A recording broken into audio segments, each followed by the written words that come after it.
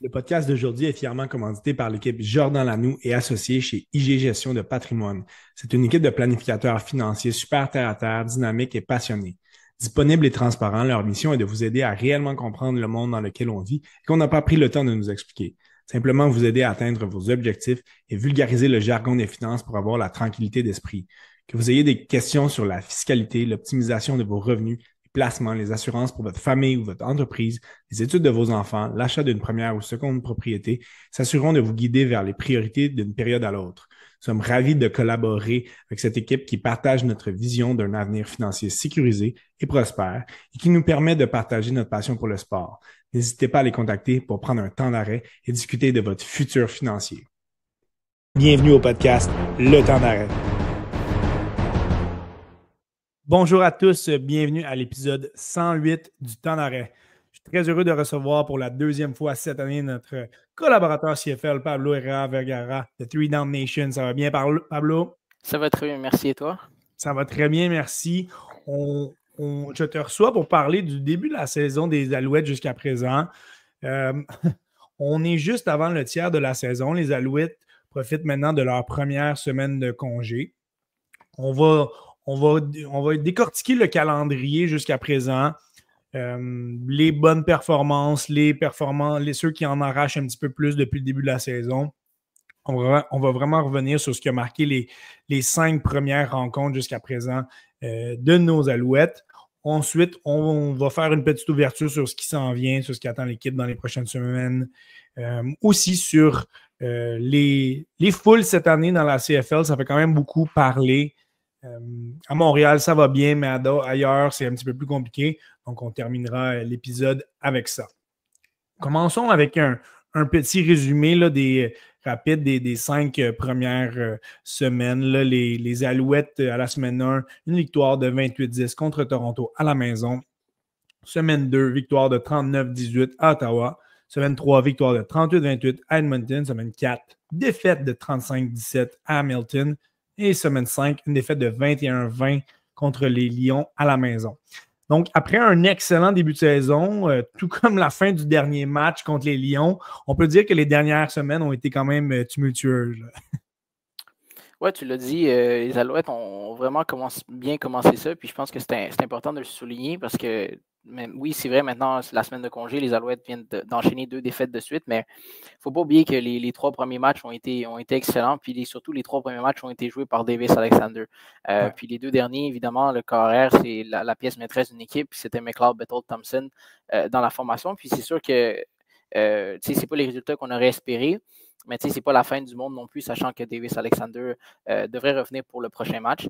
Mais comme tu l'as dit, je pense que c'était un excellent début de saison. On avait du football complémentaire, on avait l'attaque qui jouait bien, la défense qui jouait bien, les unités spéciales qui contribuaient aussi de différentes façons, ce qui faisait en sorte que les Alouettes avaient du succès. Puis depuis 2 matchs, ça a été plus difficile pour l'attaque. Puis la défensive, on a vu les limites. On a une très bonne défensive à Montréal, mais on sait qu'elle n'est pas capable de tout faire sur un terrain.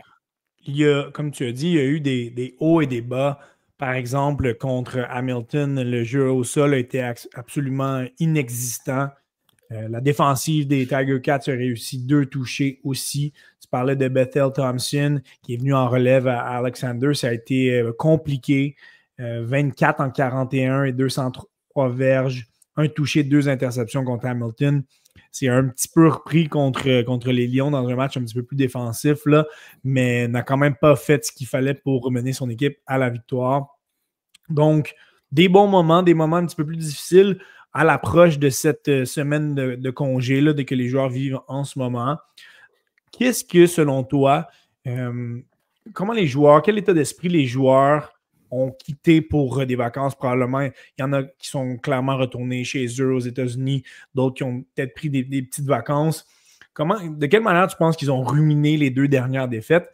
Et qu'est-ce qui, selon toi, va être une des priorités pour Coach Maas pour la première semaine de pratique la semaine prochaine avant le prochain match? On sait que l'équipe doit être beaucoup plus disciplinée. Ça a fait très, très mal aux Alouettes, principalement contre les Lions la semaine passée. Donc, l'état d'esprit des joueurs puis la priorité de Coach Maas, selon toi. Ben, l'état des joueurs, je pense qu'on est parti là avec un goût amer définitivement. On part dans une semaine de congé où on aurait pu avoir vraiment les commandes solides de l'Association Est dans la Ligue canadienne avec une fiche de 4 victoires et une défaite. Au lieu de ça, on se retrouve à 3-2 avec les Tiger Cats qui sont à une victoire en fin de semaine contre le Rouge et Noir de prendre le premier rang de la division. Donc, je dirais que c'est la première fois depuis 2023 vraiment qu'on a de l'adversité pendant une saison régulière. 2023, c'est là que les Alouettes étaient allés chercher leur Coupe Grey. Puis on se rappellera, il y avait une séquence de défaites en milieu de saison où ça s'était replacé à la fin, mais il y avait un moment donné où on avait perdu 3, 4, 5 matchs de suite. Donc, du côté des Alouettes, il y avait des moments difficiles, puis on a trouvé le moyen de se relever. Je pense qu'on est rendu là. Puis cette équipe-là, pour moi, est beaucoup plus mature pour ne pas justement tomber dans une glissade aussi profonde qu'en 2023, puis de se relever. Puis après 2 défaites, c'est important justement de repartir à zéro, puis de se dire, on repart sur les bonnes bases qu'on avait, on revient avec notre carrière, puis on revient à la recette qui avait très bien fonctionné lors des premiers matchs. Puis tu l'as vu dans les 2 derniers matchs, défensivement, on a quand même joué des bons matchs, mais c'est sûr qu'on ne peut pas faire des touchés défensifs à tous les matchs. On ne peut pas demander à James Letcher de faire des retours de beauté à tous les matchs non plus. Donc, c'est là qu'on se rend compte que ça prend une complémentarité dans cette équipe-là, malgré le fait que, je le dis souvent, puis écoute, je pense que je passe ici 2-3 fois par année, puis à chaque fois, je le dis, l'argent de ma dernière match, la majorité est investie dans la défensive. Ouais. Mais ça prend quand même un peu d'attaque si on veut gagner un match. Puis dans les derniers matchs, c'est ça qui a manqué. Puis pour moi, c'est ça la priorité de Jason Moss. C'est lui le coordonnateur. Oui, c'est pas nécessairement. Excuse-moi.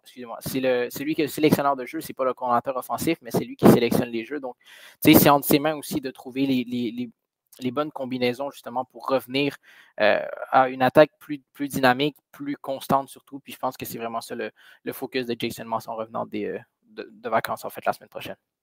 Avant d'y aller d'un tour d'horizon un petit peu plus global des performances individuelles des joueurs des Alouettes jusqu'à présent, on va faire un petit parallèle avec ce qu'on retrouve dans le hockey de la LNH. Je t'ai demandé de me donner tes 3 étoiles pour les 5 premiers matchs de la saison.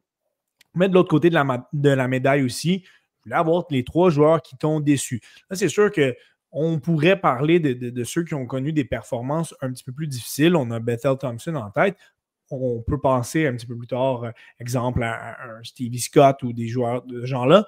Par contre, nos attentes n'étaient pas nécessairement grandes envers ces joueurs-là. Donc, ça va être 3 joueurs qui te déçoivent par rapport à la perception que tu avais d'eux et aux attentes que tu avais envers eux en fonction de leur importance au sein de l'équipe. Commençons par les 3 étoiles. Donc, tu as nominé le corps arrière, évidemment, Davis Alexander, le secondaire Tyrese Beverett et le joueur de ligne défensif Isaac Adeyemi Berglund, le Canadien. Commençons par Alexander. En 3 matchs, 803 verges par la passe, 5 touchés, 2 interceptions, une cote d'efficacité de 116,1, ce qui est excellent. Je sais qu'à la suite du camp d'entraînement, tu avais quelques... Disons que tu avais hâte de le voir jouer en saison régulière. Tu avais quelques attentes à son endroit. Ça n'avait pas été les meilleures semaines de préparation pour lui, mais il a très rapidement fait fi de toutes les petites inquiétudes de son côté. Il a démontré qu'il pouvait être un grand corps numéro 1 dans cette ligue-là. Oui, tu l'as dit, un très bon corps dans cette ligue-là. Puis, tu sais, l'échantillon, malgré tout, c'est assez intéressant parce qu'il n'a toujours pas perdu un match comme partant dans la Ligue canadienne, ce qui est assez incroyable de son côté. Moi, ça va être les moments les plus difficiles que c'est là qu'on va voir justement un autre visage de Davis Alexander, justement. Mais pour l'instant, tu l'as dit, il se débrouille extrêmement bien. Il joue comme un carrière numéro 1 dans cette ligue. Puis non seulement comme un carrière, mais comme un très, très bon carrière numéro 1 de cette ligue-là. Puis vraiment, tu l'as dit, c'est pas que je croyais pas en lui ou quoi que ce soit. Je disais seulement que après le camp d'entraînement, ses performances étaient coup-ci, coup-ça. Puis je pense qu'il a rapidement prouvé que lui, c'est un gamer. Lorsque l'enjeu est là, plus l'enjeu est grand, plus il répond présent.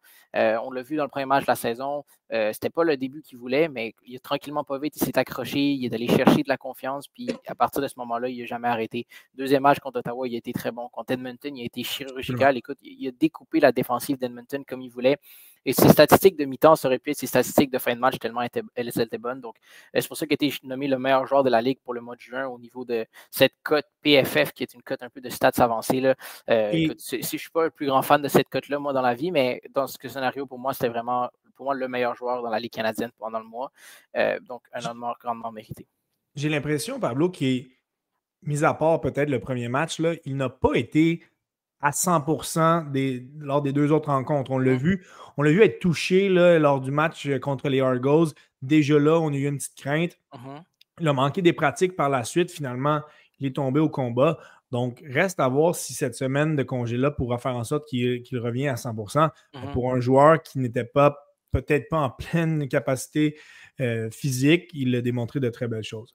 Passons au secondaire, Tyrese Beverett. On n'est pas surpris de le voir là, mais encore une fois, c'est le cœur de cette défensive-là.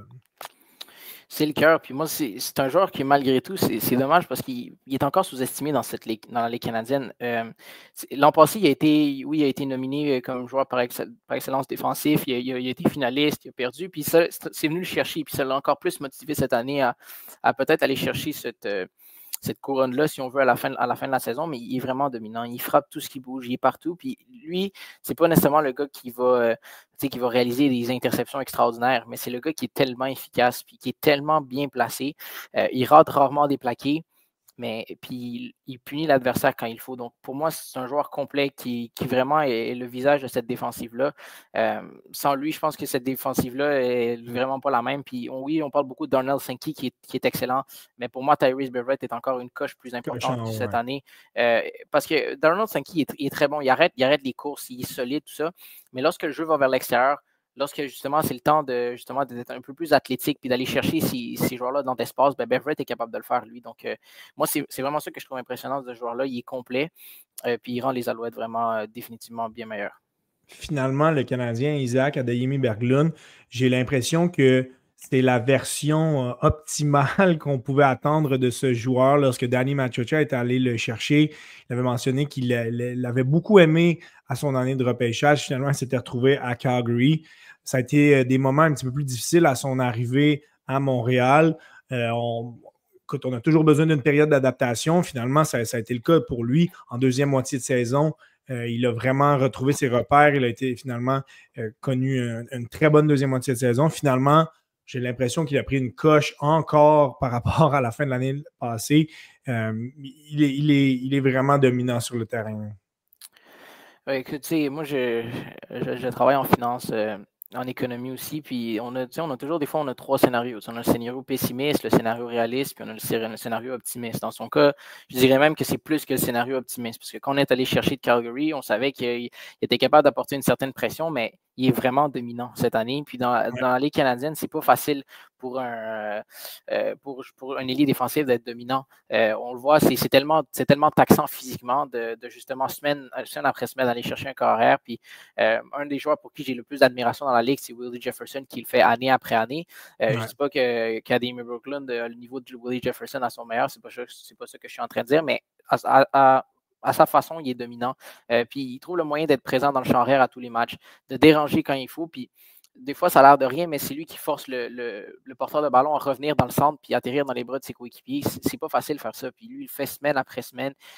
Puis j'ai hâte de voir justement à quel point est-ce qu'on va l'honorer cette année. L'an passé, il avait reçu des prix pour le joueur canadien de l'année. Ouais. Exact. Mais cette année, écoute, on verra les résultats d'ici la fin de la saison, mais définitivement, il va être encore un candidat pour ce titre. Et honnêtement, c'est un autre joueur que je trouve sous-estimé à travers la Ligue. On n'en parle pas beaucoup, mais il est vraiment efficace pour les Alouettes.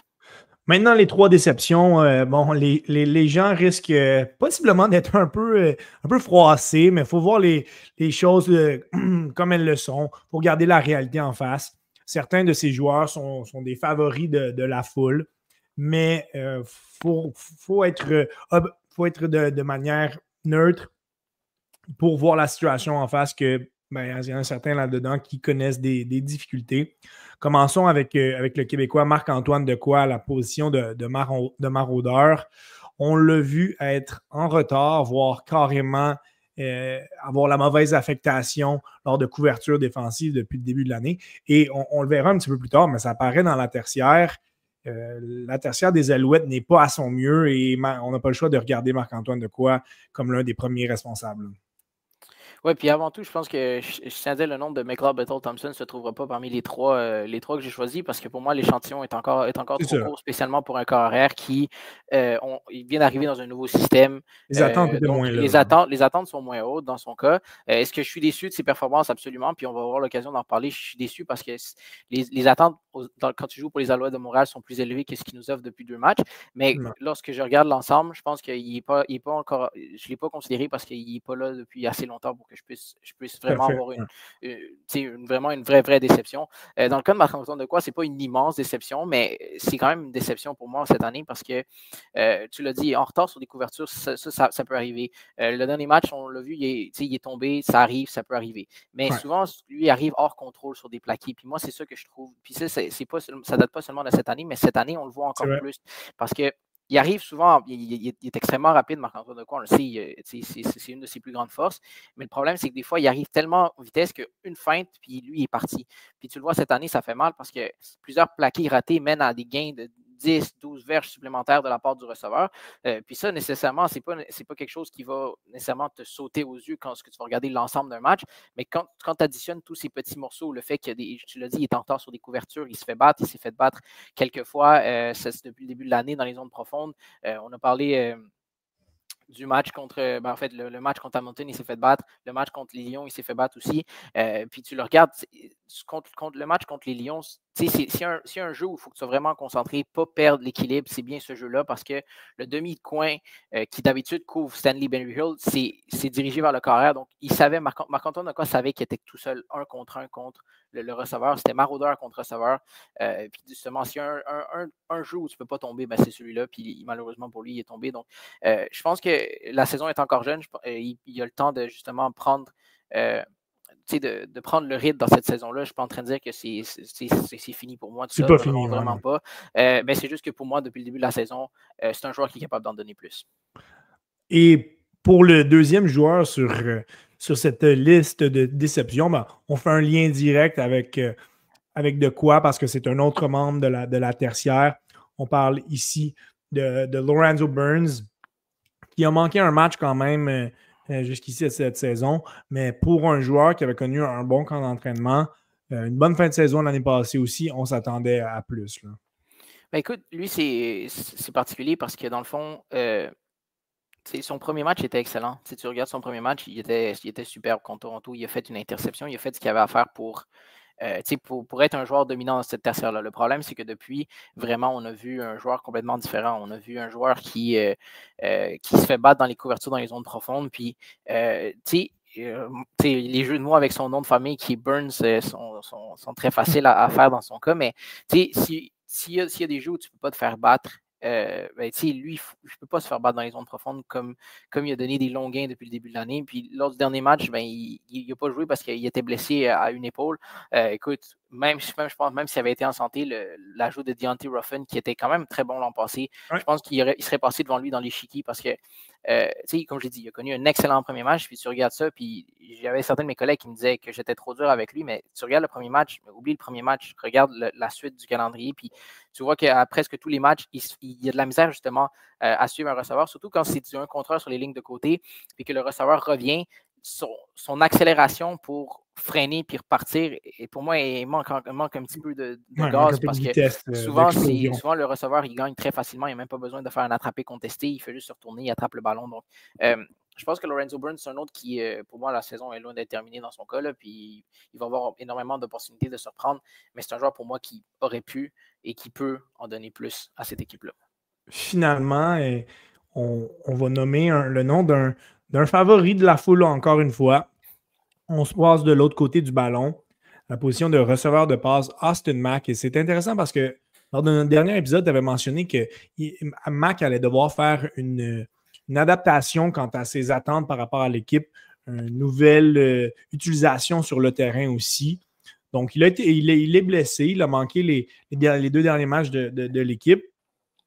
A quand même eu un impact positif sur le terrain. Est-ce qu'on s'attend de lui d'être le grand meneur de ce groupe de receveurs-là. C'est peut-être là où il a perdu des points de ton côté, mais je suis curieux de savoir pourquoi il se retrouve dans tes 3 déceptions. Ben écoute, c'est une raison un peu différente que les autres, parce que les autres, c'est vraiment lié plus aux performances. Mais tu regardes Austin Mack, je ramène à l'an passé, il a signé un contrat pour finir la saison, puis il a paraffé une grosse entente, il a rajouté 4 années à son contrat pour justement être un Alouette, pour s'installer à Montréal, pour y vivre et tout ça. La saison dernière arrive en fin de saison, joue un match, se blesse à l'entraînement, je l'ai vu se blesser devant moi à l'entraînement, rate énormément de rencontres, revient en fin d'année, il n'est pas nécessairement au sommet de son art. Puis on l'a vu, même en finale de l'Est, il a connu un match correct, mais ce n'était pas le Austin Mack dominant qu'on avait vu en 2023. Puis là, cette année, honnêtement, au niveau d'accepter son rôle, je pense qu'il a très bien fait de ce côté-là. Puis je vais revenir ça dans quelques instants. Mais la déception, c'est plus au niveau des blessures, encore une fois. Il joue 3 matchs, en fait. Puis encore une fois, se blesse. Puis là, il se blesse à un entraînement, à un ischio. Est-ce que c'est une question de préparation physique? Je ne sais pas. Mais pour moi, ce gars-là, il est payé. On lui a donné un contrat de 4 ans. On s'est dit, lui, on va bâtir autour de ce joueur-là. Puis non, les contrats ne sont pas garantis dans la Ligue canadienne, que les Alouettes pourraient décider de le libérer demain matin, puis il n'y aurait pas de conséquences niveau salarial, niveau sur la masse salariale de l'équipe pour les prochaines années, parce que, comme je l'ai dit, aucun contrat est garanti dans la Ligue canadienne. Mais tu veux bâtir autour de ce gars-là, tu veux qu'il soit la pierre angulaire de ton attaque.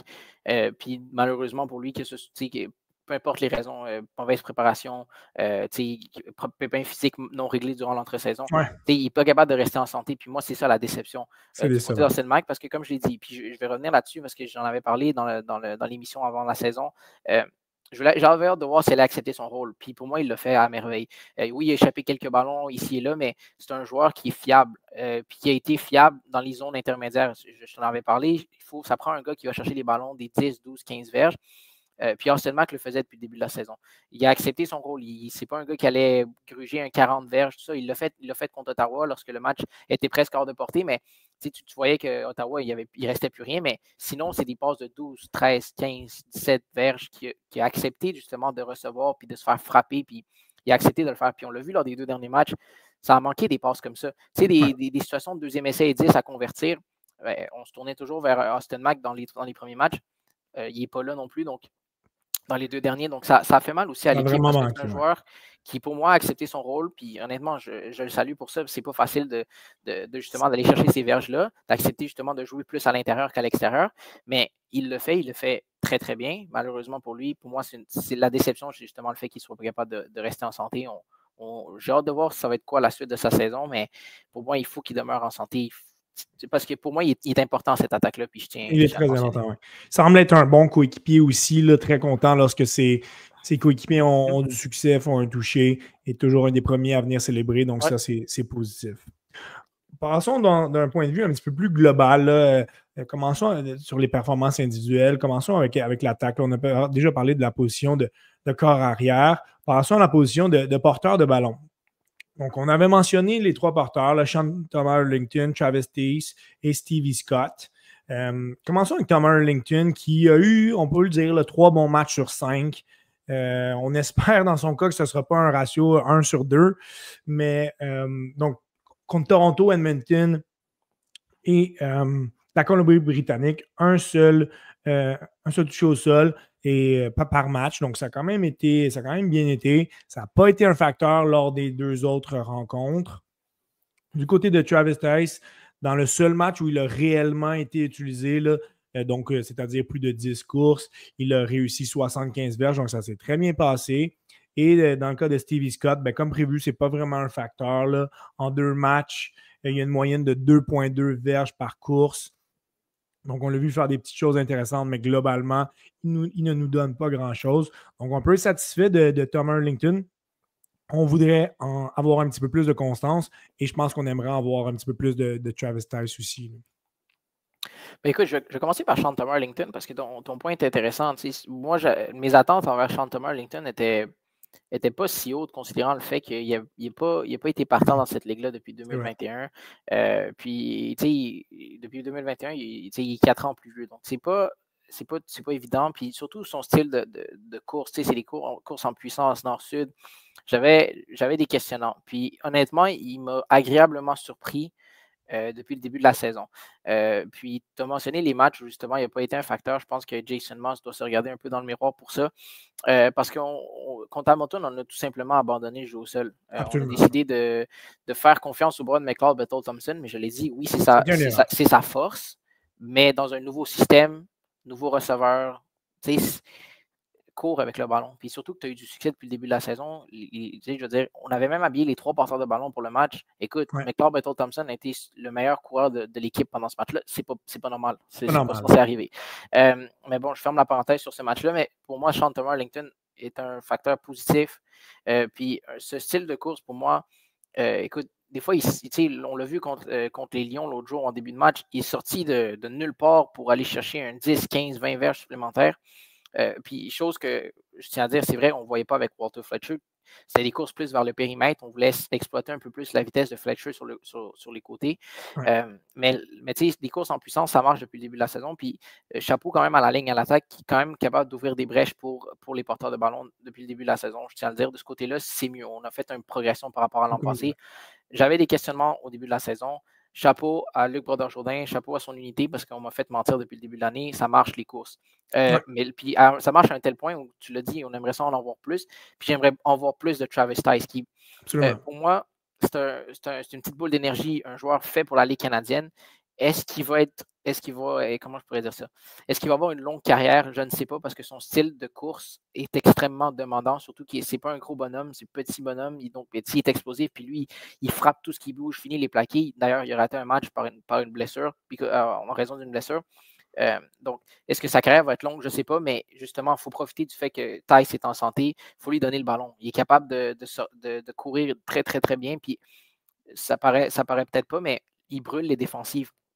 Quand ça prend 5-6 joueurs pour te faire tomber, bien, ça prend justement 5-6 efforts consécutifs. Puis après ça, tu recommences. Puis à un moment donné, une défense se tanne. Puis c'est là que les trous arrivent. Puis moi, Jason Moss, je sais que c'est un coordinateur offensif qui adore faire des passes. D'ailleurs, j'adore les passes. Je pense que la Ligue canadienne, c'est fait pour ça. Mais lorsque tu as un jeu au sol qui fonctionne, surtout dans cette ligue-là, il faut que tu t'en serves pour justement enlever un peu de pression à ton jeu de passe qui, honnêtement, depuis 2 matchs, en arrache. Donc, moi, j'aimerais en voir plus et de Shanton Arlington et de Travis Tice. Puis la dernière chose que je vais ajouter, si tu me permets, Étienne, on donne depuis le début, depuis le début de la saison, des fois on donne une séquence à Shanton Arlington, on donne une séquence à Travis Tice, des fois on revient avec 2 séquences de Shanton Arlington. J'aimerais ça qu'on combine les deux. J'aimerais ça voir une séquence où justement on sort Shanton Arlington, on ramène Travis Tice pour une course. Mais c'est souvent le même porteur de ballon pendant toute la séquence. Moi, je trouve que ça, pour moi, c'est un problème parce que les deux ont le même style. On peut utiliser le même type de course, le même type de schéma pour les 2 porteurs de ballon, mais chaque fois, on est une séquence l'un, une séquence l'autre. Moi, je trouve que ça peut couper un peu de rythme. Si tu amènes un joueur, tu permets à Shanton Arlington d'aller boire de l'eau, ramène Travis Tice dans la mêlée, tu ramènes Shanton Arlington, il a les jambes fraîches, il est prêt à courir encore. Donc, moi, c'est ça que j'aimerais voir de Jason Moss. C'est pas seulement, tu donnes une séquence à un joueur, puis après ça, tu vas avec un autre, puis tu reviens avec lui. Non, c'est capable, je pense. Surtout que les porteurs de ballon, après les longues courses, c'est fatigué. Fais plus de substitutions, puis permet à Travis Tice de toucher un peu plus de ballon. Donc, ça, c'est mon message pour Jason Moss. Et c'est ce qu'on aimerait voir, un petit peu plus de dynamisme, de créativité dans la sélection des effectifs pour ce qui est des porteurs de ballon. Au niveau de la ligne en attaque, là, on ne s'attendra pas trop longtemps. Tu en as parlé un petit peu. Efficace contre la course. En protection, ben, on a eu des bons moments. Ça a été un petit peu plus difficile lors de d'autres. On a eu la blessure de Nick Callender du côté gauche. À part ça, on a quand même eu de la stabilité. On a eu des débuts difficiles pour la recrue Ventrelli. Au total, ben, ça fait 3 sacs à louer contre Toronto, 1 contre Ottawa et Edmonton, et 2 contre Hamilton et BC. Donc, en tant que groupe, ça a bien été par moment. On est capable de se resserrer un petit peu, mais somme toute, c'est mieux qu'à pareille date l'an passé. Là. Oui, puis oui, c'est mieux. Oui, j'ai le goût de dire que c'est mieux, mais en même temps, pendant les 3 premiers matchs, on avait un coureur qui est capable de mieux sortir de la pochette que Cody Fajardo l'an passé. Échapper beaucoup la pression. Oui. Exact. Donc, c'est difficile vraiment comment je dirais ça? De faire une excellente évaluation parce que c'est pas le même type de coureur qui est derrière. Puis d'ailleurs, on l'a vu avec McLeod Bethel Thompson. C'est plus difficile, mais en même temps, Cody Fajardo est entre les deux. Il est plus mobile que Bethel Thompson, il est moins mobile que Davis Alexander. Donc, dans tous les cas, c'est difficile de faire une évaluation réellement de la ligne à l'attaque au niveau de, comment je dirais ça, de la protection en tant que telle. Mais définitivement, je pense qu'on a un meilleur effort, puis une meilleure unité. Donc, on est capable de travailler ensemble de meilleure façon. J'aime énormément des blocs où justement le joueur de centre va aider un petit peu le garde, puis après ça, va au deuxième niveau. Je pense que des petits détails comme ça sont beaucoup mieux réalisés cette année. Puis moi, là où on voit vraiment de l'amélioration, je l'ai dit, c'est au niveau du jeu au sol. On est vraiment capable d'ouvrir des brèches. Je regarde souvent les reprises. Quand je regarde le match au stade, j'ai toujours le match sur un autre écran parce que je veux voir les reprises, je veux voir justement les trous qui ont été créés. Puis sérieusement, la ligne à l'attaque fait du très bon travail de ce côté-là. Maintenant, au niveau protection, tu l'as dit, si McLeod Bethel Thompson devait jouer un autre match cette année, ben, il faut que cette ligne-là comprenne que McLeod Bethel Thompson, il ne pourra pas échapper à la pression. Il a besoin de plus de temps dans sa pression. Si tu as un meilleur match à donner, ben, c'est quand Bethel Thompson est là. Puis contre Hamilton, je pense qu'on l'a laissé aussi un peu tomber de ce côté-là. Aussi, donc la pochette se refermait extrêmement rapidement sur le corps arrière. Puis Davis Alexander est capable un peu de camoufler ses problèmes de ligne à l'attaque. On n'a pas parlé de ligne à l'attaque pendant les 3 premiers matchs de l'année parce que Davis Alexander était capable de sauver. Mais je le dis, puis il va arriver des moments où justement Davis Alexander va être plus fatigué dans un match. Il ne pourra pas toujours sortir de sa pochette et s'échapper. Donc, niveau ligne à l'attaque, c'est mieux. Est-ce qu'il y a encore une marge à l'amélioration? Définitivement. Mais je pense qu'on a pris un point dans la bonne direction en ce début de saison, définitivement. Finalement, la position de receveur de passe, on a déjà parlé de Mac, mais on peut nommer Tyler Snead et Tyson Philpott comme ceux qui se sont démarqués. On aimerait en voir un petit peu plus de Charleston Rambo. Ouverture aussi vers une signature intéressante que celle de Alex Hollins. 2 dernières saisons avec BC, les Lions. 937 verges et 1173 captés. Des saisons de 9 et 6 touchés. Donc, c'est un gars qui a été super productif. Il est âgé de 28 ans. Un autre receveur avec un format un petit peu plus petit. Donc, j'aimerais avoir ta perspective sur cette signature qui s'est faite il y a une dizaine de jours environ, peut-être de 2 semaines. Donc, à quoi tu t'attends du fait qu'on amène Hollins et qu'il ressemble, il a un profil similaire déjà à des joueurs qu'on a avec les Alouettes et qui font bien? Écoute, son addition est intéressante parce que tu l'as dit, c'est un joueur qui est allé chercher beaucoup de verges dans les dernières saisons.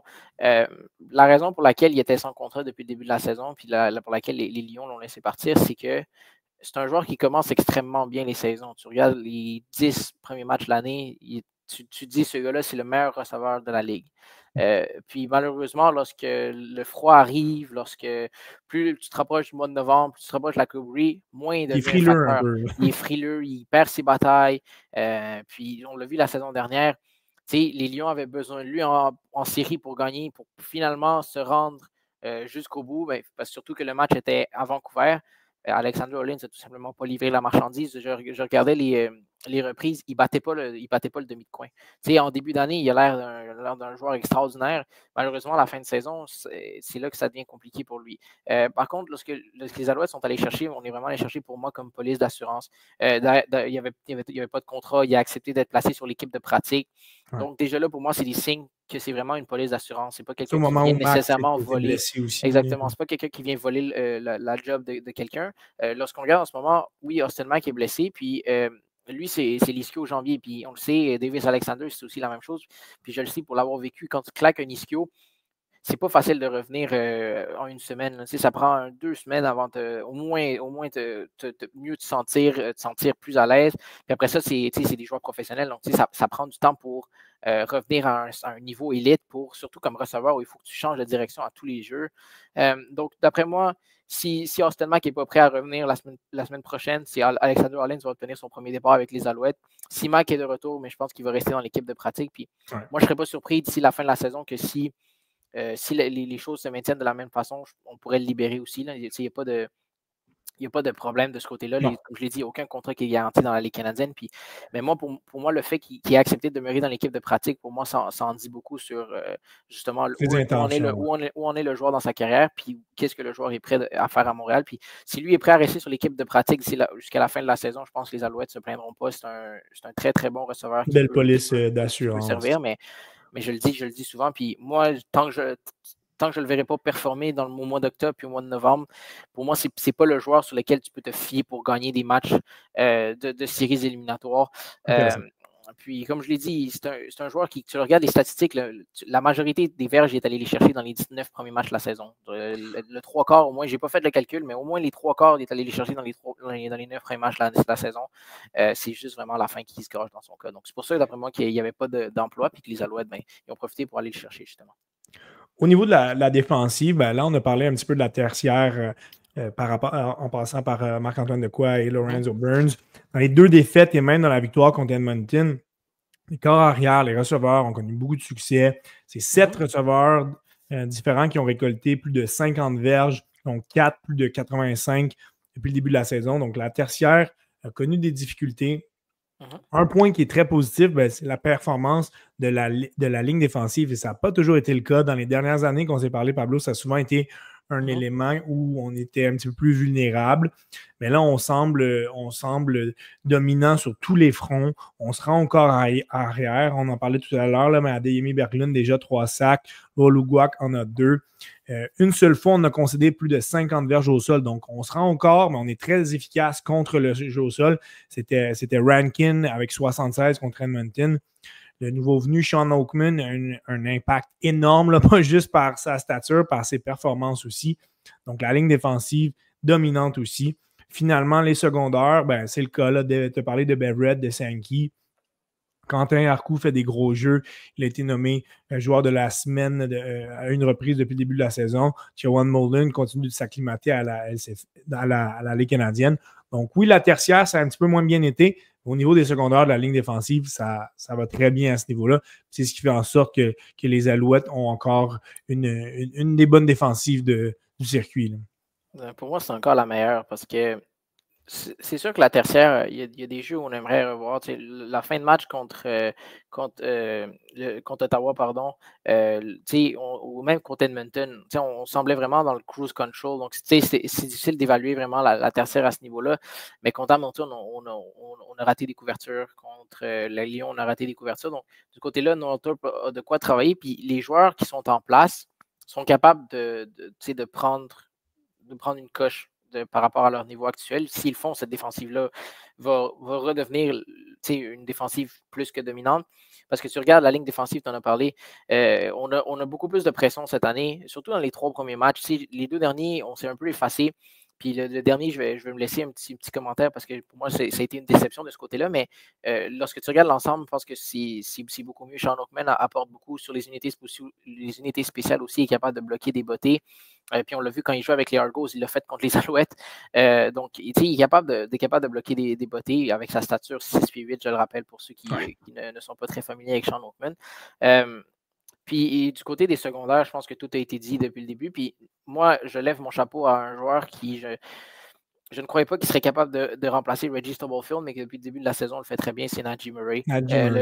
Deuxième dans la Ligue canadienne à sa position pour le nombre de plaqués, avec 10 défensifs cette année. Donc, c'est vraiment, c'est un joueur qui frappe et qui frappe de la bonne façon surtout. C'est pas un joueur, on ne voit pas des joueurs passer à côté de lui. Il est capable de bien suivre ses joueurs. Moi, c'est une des belles surprises. J'aurais pu l'inclure dans mes 3 étoiles, mais c'est un joueur qui, pour moi, m'a agréablement surpris cette année. Puis c'est ça, dans le fond. Puis le dernier commentaire que je voulais faire par rapport à la ligne défensive, moi, le dernier match, pour moi, ça a été une déception parce que Nathan Rourke, carrière des Lions, revenait d'une blessure aux obliques. C'est une blessure qui s'est faite tout seul en lançant un ballon dans les zones profondes dans un match contre Winnipeg. Il revient de blessure, le joueur est fragile. On n'a pas été capable de le toucher du match. Puis moi, c'est ça que j'ai trouvé dommage parce que si tu frappes, pour moi, si les Alouettes avaient trouvé le moyen de frapper Nathan Rourke plus souvent, il n'aurait pas été aussi confortable qu'il l'a été, surtout pas en fin de match. Puis peut-être que là, ça aurait joué en faveur des Alouettes pour justement être capable de gagner ce match-là. Mais on l'a pas touché du match. Tu regardes ça, on l'a à peine effleuré. Je veux dire, moi, c'est clair que ça aurait fait partie de mon plan de match de le déranger, de le frapper pour voir justement à quel point il était solide. Mais comme je l'ai dit, c'est un point négatif dans une marée de points positifs pour cette ligne-là qui, pour moi, fait un très bon travail depuis le début de Pour la faire saison. du lien là-dessus, sur justement la pression qu'on met sur les corps arrière, et là, je lance une ligne à l'eau, Pablo, là, je te prends un peu à court. J'ai aucune information là-dessus, c'est purement spéculatif. Est-ce que l'équipe pourrait être tentée de ramener un Sean Lemon qui a récemment été. On lui a permis de reprendre ses activités dans la Ligue canadienne, donc il s'entraînait clairement de son côté, ne pouvait pas faire partie de l'effectif d'une équipe. Et là, il a eu la permission de le faire. Et il a souvent dit par le passé que pour lui, c'était les Alouettes ou rien. En bout de ligne, peut-être que le fait de ne pas avoir travaillé pendant quelques mois lui feront changer d'idée et qu'il voudra signer un contrat à quelque part. Mais est-ce qu'il pourrait, selon toi, y avoir de l'intérêt du côté de Danny Machocha de rapatrier un vétéran extrêmement important dans l'alignement qui a été Sean Lemon?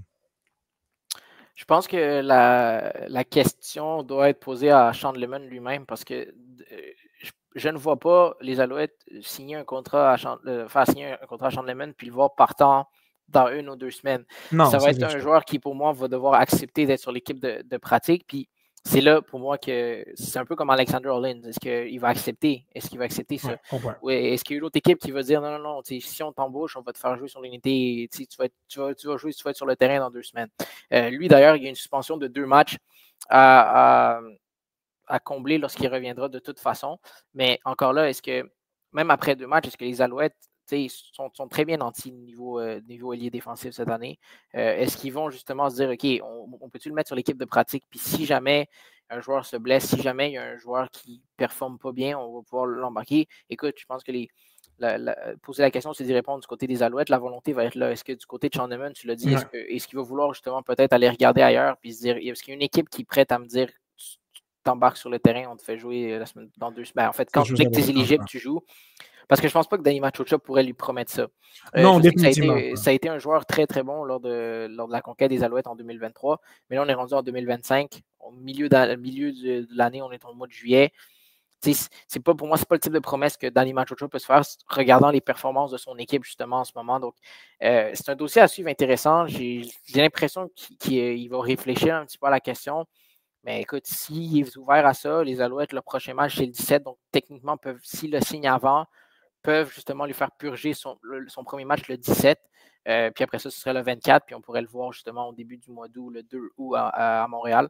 On pourrait le voir en uniforme si les Alouettes décident justement de l'habiller. Mais ce que je veux dire, c'est que pour moi, je pense que la balle est dans le camp de Sean Lemon. Est-ce qu'il lui veut revenir? Mais ça va être aux conditions des Alouettes parce que, comme je l'ai dit depuis le début de la saison, on a de très bonnes performances, puis on a des joueurs qui sont arrivés, ils sont fraîchement nouveaux aussi. Donc, des contrats qui coûtent moins cher aussi. Donc, j'ai hâte de voir cette situation-là, mais définitivement, je pense que les Alouettes sont ouverts. C'est de voir maintenant si le joueur est aussi. Ça serait excitant de voir, tout de même, de voir le compte Facebook, Instagram, X des Alouettes juste publier un petit citron. On va comprendre très vite ce qui se passe. Oui, en effet. Passons sur ce qui s'en vient pour les Alouettes pour les 6 prochains matchs. On a dit tout à l'heure, il y a de la parité dans la Ligue. Là, Toronto et Ottawa sont à 1-4. Hamilton, qu'on attendait un petit peu moins, sont 2-2. Dans l'Ouest, tout le monde semble avoir une chance. Là, Edmonton, Saskatchewan est à 4-0. Calgary et Winnipeg à 3-1. Et jusqu'au prochain congé, qui sera à la semaine 13, on a 4 matchs à domicile, 2 à l'étranger. On se mesurera à quelques équipes de l'Ouest. Donc, on va avoir un match à Calgary et à Vancouver. Et on reçoit Saskatchewan, Winnipeg et Edmonton. Pour moi, Pablo, oui, on affronte des adversaires de section un petit peu plus tard, mais le point tournant de la saison pourrait être là. Ça pourrait être là même si on sort avec une fiche négative, j'ai l'impression que la confiance va être un petit peu moins là, même si on peut se rattraper encore une fois avec des adversaires de section en fin d'année. Mais là, on a l'occasion de donner le ton contre des équipes qui sont très compétitives, celles de l'Ouest. C'est vraiment une séquence primordiale pour les Alouettes, là, celle du milieu de saison. Écoute, tu as tout à fait raison. Je pense que la confiance de cette équipe-là, en fait, Oui, elle pourrait être affectée après, si on poursuit la séquence de défaites, mais pour moi, c'est une question tout simplement de revenir au standard. Moi, je salue mon collègue Renaud Bourbonnais qui est hôte avec moi du podcast L'Envol, qui a écrit dans sa chronique sur la Ligue canadienne cette semaine, une fiche de 3 victoires, 2 défaites, les attentes sont, les standards sont plus élevés que ça à Montréal. Puis c'est vrai, puis peu importe qui est au poste de quart, peu importe tout ça, les Alouettes sont une bien meilleure équipe que ce qu'ils ont démontré dans les 2 dernières semaines. Puis justement, je pense que c'est juste vraiment de revenir au standard. On a parlé défensivement, la tertiaire, on ne voyait pas ces problèmes avant, même dans les premiers matchs de la saison. Oui, ça arrivait en fin de match, mais bon, pour moi, ça ne compte pas. Le match était fini. Donc, pour moi, c'est juste de revenir au standard. Puis même au niveau des unités spéciales, on a connu des ratés dans les derniers matchs. Est-ce que James Letcher est capable de marquer une chase sur un retour de beauté? Ça va prendre un effort collectif. Il va falloir que les 3 côtés du ballon. On se regarde dans le miroir, dire OK, ce qu'on a démontré dans les 2 derniers matchs, c'était pas du football des Alouettes. C'était pas ce qu'on a démontré dans les dernières années. Puis si les Alouettes, pour moi, leur pire adversaire, c'est eux-mêmes. Oui, il y a beaucoup de compétitions dans la Ligue canadienne, puis tu as des bonnes équipes. Tu as Calgary qui est 3 victoires, 1 défaite, Saskatchewan qui n'a pas encore perdu cette année, Winnipeg qui a juste perdu un match. Mais pour moi, le pire adversaire des Alouettes reste eux-mêmes. Tu as suffisamment de talent dans cet alignement-là pour battre n'importe qui dans la Ligue. Donc, pour moi, c'est juste une question que les joueurs doivent se regarder dans le miroir puis de dire, OK, on tourne la page, on a été mauvais pour finir ce bout-là. C'est important, on repart une nouvelle page, on repart une nouvelle histoire. Puis, pour moi, les Alouettes, c'est bien qu'ils subissent de l'adversité comme ça en début d'année parce que c'est mieux que ça arrive là que, justement, comme un peu l'an passé, on était en cruise control jusqu'à la fin de la saison. Puis là, oups, on s'est fait rattraper à la fin. Puis on s'est fait même dépasser à la fin par les Argos. Donc, les Alouettes, c'est bien qu'il y ait de l'adversité. Maintenant, c'est comment on va répondre. Puis ça part par Jason Moss. Ça va être quoi le message en revenant la semaine de congé? Ça va être quoi la semaine de préparation? Puis tous les joueurs nous ont dit, écoute, on a eu 2 semaines incroyables de préparation avant les matchs contre Hamilton et Colombie-Britannique. Au final, si ça ne paraît pas sur le terrain, ça ne vaut pas grand-chose. Donc les Alouettes vont devoir répondre en actes, puis pas avec des pénalités comme Pierre-Olivier Lestage malheureusement a commis lors du dernier match. Ça va commencer lors de la semaine 7, jeudi, le 17, à Montréal. On reçoit à nouveau Toronto pour ensuite s'envoler à Calgary. Donc, on voudra définitivement être de retour sur la bonne voie du côté des Alouettes. Terminons, Pablo, avec parlons des foules, l'état des foules dans la Ligue canadienne depuis le début de l'année. Après 5 semaines, il y a une légère amélioration par rapport à l'an passé. À Montréal, la foule est au rendez-vous lors des 2 prochains matchs. Je pense que ça va être le cas toute l'année. Là, on a vraiment un sentiment grandissant, l'intérêt grandissant à propos des Alouettes à Montréal. L'effervescence est là. Ce sont toujours des soirées, des événements qui sont agréables. Par contre, c'est pas aussi joli partout dans la Ligue. Là. On peut suivre l'ancien joueur de la NFL, Luke Wilson, sur les réseaux sociaux, sur X, très, très présent et très critique à ce niveau-là. Donc, il fait parler de lui pour les bonnes ou les moins bonnes raisons, mais tout de même, Edmonton, Toronto, Hamilton, les foules sont très minimes. On a vu des matchs où c'était presque désert, ça en était triste. Qu'est-ce qui se passe? On le sait qu'à Edmonton, oui, on a mangé notre pain noir. On a eu une séquence de défaites à domicile absolument épouvantable. C'était bien suffisant pour faire fuir de nombreux partisans. Mais reste qu'on a une équipe professionnelle sur le terrain et parfois, on avait beaucoup moins de spectateurs que pour un match universitaire, voire collégial. Ben écoute, je me permets de faire un petit éditorial sur Luke Wilson, qui en passant, pour ceux qui ne le connaissent pas, est un chroniqueur qui commentait qui va commenter encore la NFL, mais qui commentait principalement la NFL dans les dernières années à TSN, qui honnêtement, c'est quelqu'un qui parle très très bien à la télévision, puis il est clair, il a des bonnes analyses. J'aime l'écouter parler de ce qui se passe sur le terrain. Maintenant, lui, il est embarqué sur le beat de la CFL cette année à TSN, puis il s'est dit, moi, je vais brasser la cabane ici. Donc, il est arrivé, il s'en est pris à tout le monde. Il a insulté des partisans, puis tu le vois sur les réseaux sociaux. C'est jamais à la télévision en passant, mais c'est toujours sur les réseaux sociaux. Écoute, il insulte des partisans personnellement. Il parle il fait des classements des pires partisans de la Ligue à toutes les semaines. Ouais. Il critique. Il a dit que les Tiger Cats avaient la pire base partisane de toute la Ligue canadienne. Ouais. Des choses que personne n'oserait dire. Puis dans le fond, lui, parlez-en pas, mais parlez-en, je pense que c'est vraiment ça qu'il veut, qu'il souhaite. Est-ce que je suis d'accord avec son approche? Moi, je suis plus quelqu'un, comment je dirais ça? plus terre à terre, plus respectueux des autres. Quand je parle dans les réseaux sociaux, je ne serais peut-être pas la personne la plus suivie dans le monde. Puis honnêtement, c'est pas ça qui va me faire qui me fait vibrer en fait Presque qu'il d'être a un suivi ou point ça. quand même par rapport Ouais. à l'état des foules dans quelques marchés. Ouais, Là. ouais. Non. Comme je l'ai dit, c'est pas. Pour moi, les points qui touchent sont quand même assez intéressants, puis c'est le fun d'avoir des discussions là-dessus. Ouais, c'est valide. L'état des foules, c'en est un.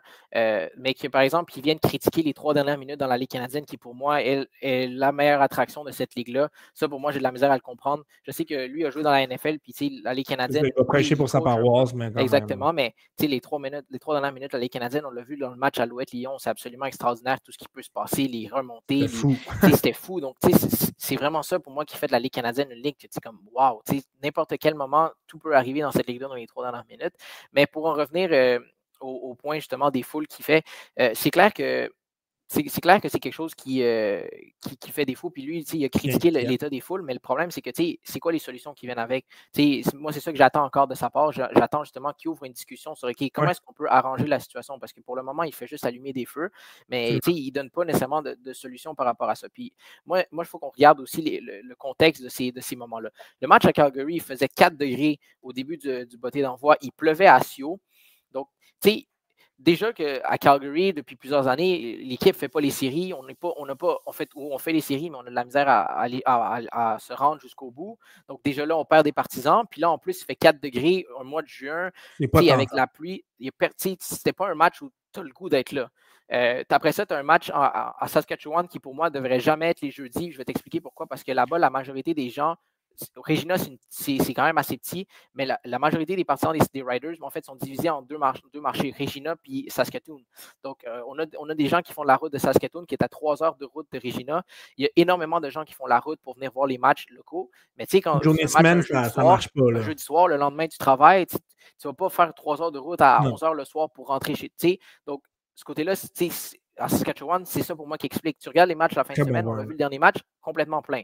Winnipeg, c'est pas un problème. Non, c'est pas un problème du tout. Toronto, c'est un problème depuis des années. Toronto, c'est pas quelque chose qui s'arrange parce que, qui s'arrange. Je veux dire, on peut faire un meilleur marketing, mais à Toronto, les gens ont tellement d'autres options qui sont. C'est ça, on est loin dans la liste des priorités. Loin dans la liste des priorités. Et puis, mon collègue Pierre Vacheval, qui justement avait fait un tour justement au bureau de MSI, qui l'organise, qui gère justement les Argos. Tu as tous les logos de toutes les équipes, même le club école des Raptors, mais tu n'as aucun logo des Argos alors que tu as suffisamment de place. Ça donne un peu l'image un peu de à quel point cette organisation-là n'est pas ancrée dans la ville de Toronto. Puis ça, c'est un fait. À Moncton, c'est un peu décevant les foules, je vais être honnête avec toi. Donc, ça a toujours été un marché qui a bien répondu. Puis Montréal, Ottawa aussi. Donc, moi c'est vraiment, il faut prendre un grand respire, de regarder ça, puis de comprendre un peu les situations. Pour moi, comme je l'ai dit, en Saskatchewan, c'est ciblé. Calgary, c'était un match. Tu regardes le dernier match, on a rempli ça à 25 000 personnes à peu près pour le Stampede Bowl. Donc, c'est difficile, c'est facile de regarder des fois comme un élément, mais il faut vraiment regarder l'ensemble puis de se dire. Et comme tu dis, il faut analyser ça vers la fin de la saison, en fait. Il faut amener des solutions, puis ça revient à ce qu'on se disait lors de notre épisode précédent, que le nouveau commissaire, ce qu'il a amené, c'est que avant de parler d'expansion, il faut régler la situation dans certains marchés et on le voit avec les foules. Et là, contrairement à Luke Wilson, le commissaire, c'est sûr qu'il cherche des solutions avec les nouveaux propriétaires pour faire parler de sa ligue de manière positive. Mais il y a beaucoup de belles choses qui se passent dans la Ligue canadienne jusqu'à présent. Donc, Pablo, j'aimerais te remercier pour cet épisode. On a 5 matchs des Alouettes derrière la cravate. Il en reste quand même 13 devant nous. Donc, beaucoup de football qui reste à jouer. Je trouvais ça important de faire une petite mise à jour de l'état de la situation. Profiter de cette semaine de congé-là pour faire une certaine mise au point. Mais on a vu qu'il y a de très belles choses qui se passent avec les Alouettes jusqu'à présent. Il y a des améliorations à faire toutefois pour ramener cette équipe-là sur le droit chemin. On pouvait se questionner sur qui étaient vraiment les Alouettes de 2025. Bon, je pense qu'il a très bien répondu en disant que on est notre propre ennemi, que cette équipe-là a tout ce qu'il faut pour avoir du succès, mais ça va prendre un petit peu plus de discipline, autant sur les pénalités que sur les performances. Et je vais te laisser ajouter là-dessus. Oui, écoute, je voulais juste rajouter un petit dernier point par rapport à ce que j'ai dit, par rapport à l'état des foules, parce que moi, tu sais, je regarde ça, Puis moi, je me dis, pour moi, c'est une question aussi de marketing. On parlait de solutions possibles. Pour moi, ça prend un meilleur marketing. Tu as des joueurs absolument extraordinaires dans cette ligue-là. Puis moi, je vais toujours être un fervent défenseur de cette ligue-là. Puis tu regardes, la majorité des joueurs qui viennent jouer ici se rendent compte que le niveau est extrêmement élevé. Puis les joueurs, dans d'autres circonstances, auraient pu jouer dans la NFL. Malheureusement, des blessures ont fait des blessures, de mauvaises circonstances, mauvais timing, fait en sorte que ces joueurs-là se retrouvent ici. Mais tu regardes un joueur comme Kenny Lawler, c'est absolument extraordinaire. Puis malheureusement, ce gars-là, on ne présente pas assez. Il n'est pas suffisamment connu. Non. Puis lorsque tu parles de marketing aussi, c'est être capable d'aller chercher de l'auditoire plus jeune. Il y a énormément de. Lorsque tu vas faire un match au stade, dans plusieurs stades de la Ligue canadienne, c'est une population un peu plus âgée qui est plus présente au stade. Il faut qu'on aille chercher les jeunes. Il faut qu'on aille chercher les nouveaux jeunes. Puis oui, c'est clair que la NFL, c'est quelque chose d'intéressant, mais il faut qu'on ramène justement plus de jeunes au stade, puis il faut qu'on fasse des campagnes pour justement cibler ces jeunes-là. Moi, il y a plusieurs façons, il y a plusieurs artistes des fois qui peuvent justement amener des plus jeunes au stade. Les Alouettes, je trouve, le font très bien avec leurs concerts. Oui, exact. Puis ça commence à se faire dans la Ligue canadienne, mais il faut vraiment qu'on aille chercher l'auditoire plus jeune. Puis on est capable de le faire. Je pense qu'il y a manière de le faire. C'est pas quelque chose qui est impossible. Puis moi vraiment, c'est ça que je viserais là-dessus. Mais écoute, c'était juste un petit commentaire pour finir là-dessus. Mais comme tu l'as dit, je pense qu'il reste encore énormément de football à jouer. Puis on parlera de cette situation-là lors du prochain épisode. Ça va me faire plaisir d'en parler avec toi parce que pour moi, c'est un sujet qui, c'est facile d'ouvrir des feux partout puis de dire ça marche pas. C'est vrai que ça marche pas, mais est-ce qu'on peut trouver une solution conjointement? Est-ce qu'on peut s'asseoir et dire, regarde, voici ce qu'on peut faire pour justement ramener des gens, plus de gens au stade dans des marchés où il n'y en a pas. Puis d'après moi, il y a des solutions qui sont possibles. C'est juste qu'il faut être capable d'être ouvert d'esprit puis d'être capable de s'asseoir et de dire, OK, on est capable d'arranger ça. Il faut juste qu'on trouve la bonne façon. Dans les 6 prochains matchs, 4 belles rencontres se tiendront à Montréal. Allez profiter du football estival au Stade Percival Molson. Je parle toujours qu'à l'automne, il y a quelque chose de magique d'aller sur la montagne. Oui, c'est vrai, mais l'été, au beau soleil, il n'y a pas d'équivalent. Donc, allez au stade, allez vivre l'engouement, l'effervescence derrière cette équipe-là. C'est fantastique l'ambiance qu'on y retrouve. Arriver d'avance, il y a toujours des petites célébrations en proximité du stade. C'est très agréable. C'est vraiment très, très, très, très des beaux moments de vivre les matchs des Alouettes dans la Ligue canadienne. Fait qu'un gros merci, Pablo, encore une fois. On peut te lire sur 3 Down Nation et t'écouter à chaque semaine sur le podcast L'Envol. D'un autre côté, si ça te dit, on pourrait se donner rendez-vous à la prochaine semaine de congé, à la semaine 13, pour être, ça nous amènera là, grosso modo là, aux 2 tiers de la saison et on pourra préparer, espérons-le, cette marche vers les séries. Un gros merci encore une fois, Pablo. Ce fut extrêmement intéressant, pertinent et agréable de t'avoir autant derrière. Ça m'a fait plaisir. Puis, comme tu l'as dit, les gens peuvent me rejoindre sur mes réseaux sociaux. Ça m'a fait plaisir de vous répondre. Alors, merci à tous d'avoir été présents et on se dit à un prochain épisode du Temps d'arrêt.